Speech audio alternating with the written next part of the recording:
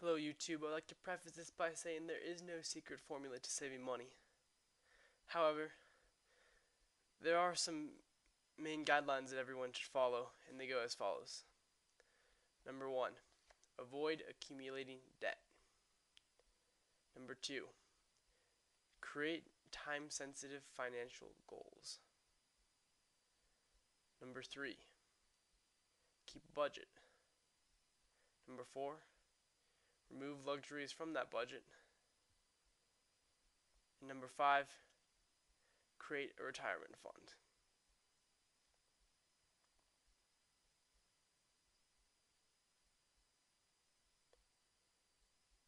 To start out with the first one, avoid accumulating to debt. That is not to say that all debt is bad. Some debt, in fact, is necessary. For example, when purchasing a house, only the very, very rich can buy a house without going into debt.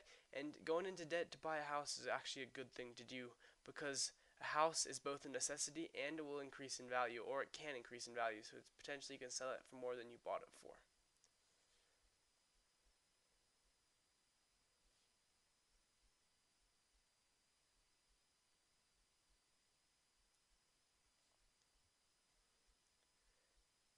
However, there are some debts that are very not good to have and will keep you paying money to other people for the rest of your lives, and one of those is credit card debt.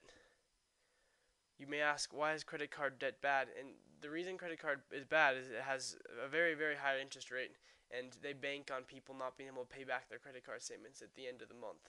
So it's quite bad. And I'm actually amazed at how many people in the United States have credit card debt, and how much it is. And in 2010, the average credit card debt per household was $7,394, and I just find that incredible. Just because you're paying very high interest on that, interest from 17 to 20%. Whereas if you took out a loan from a bank, you could be paying interest from 3 to 6%. So, moral of the story: never ever go into credit card debt. You'll just be paying your money to some rich bureaucrat. Alright, number 2, create time-sensitive financial goals. So, for example, you could say, well, in 2 years, I want to buy a house, and how am I going to buy a house?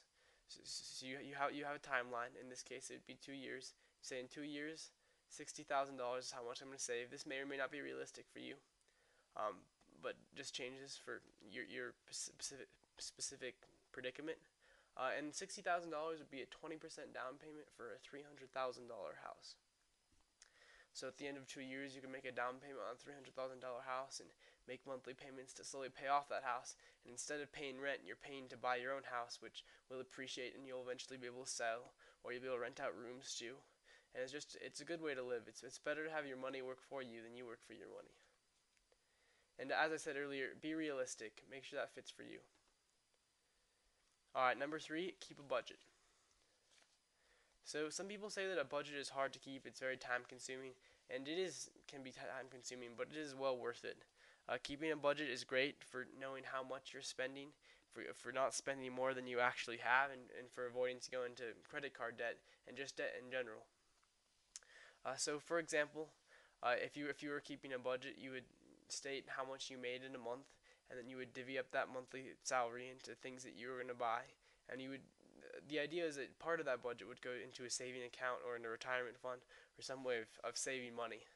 So for example, if I had a monthly income of $2,500, it might be reasonable to say that household and utilities would cost maybe $1,200 a month if I was renting. Food about 500. I think I said $530 a month. But hey, that's kind of up to you. It depends how nice of food you want to eat. Internet and phone $70. Gasoline 130-ish. These numbers aren't set in stone, but and then for you they'll be different. But just go ahead and write down how much you think you'll spend on each of these things each month, and then at the bottom put a savings and put how much you plan on saving each month, and do your best to follow that. Alright, so number 4 is remove luxuries from budget. And luxuries are just non-essential spending. So anything from going out to a $200 dinner to buying some really expensive presents for your kids. All these things are luxuries. For example, a smartphone are a luxury that many people don't need and many people still spend a lot of money on. Smartphone plans can go up to upwards of $200 a month, and you should look at your smartphone plan and say, okay, how much am I using my smartphone? Is it really worth it? Expensive vacations are another luxury. Maybe choose to go on vacations that are closer to home and save some money through that.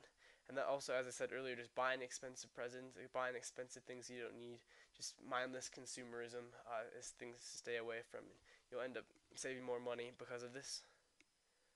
All right, number 5, consider putting money in a retirement fund or account.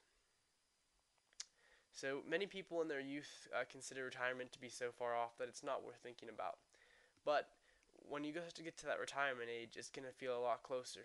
So you should plan on using 60 to 80% of your current salary annually when you're in retirement. And this is just to maintain the same lifestyle that you've been operating with, that you have. So you should talk to your employer. Maybe start donating, putting money into a 401k account, which is essentially it's a retirement account, and it has advantages because you can do things like pay less taxes on it and stuff. So that would be all for how to save money. Thank you for watching.